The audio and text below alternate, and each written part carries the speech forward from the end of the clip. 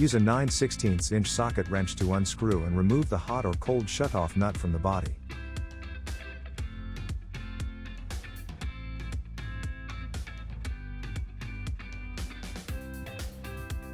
Use a pair of long needle nose pliers inside the middle of the check valve and pull to remove the check valve from the body. Apply a small amount of silicone grease to the O-ring of the new check valve and insert new replacement O-ring side first. Make sure to push it all the way into the valve body so it sits and seals correctly. Screw the shutoff nut into the body and tighten firmly with the 9/16" socket wrench.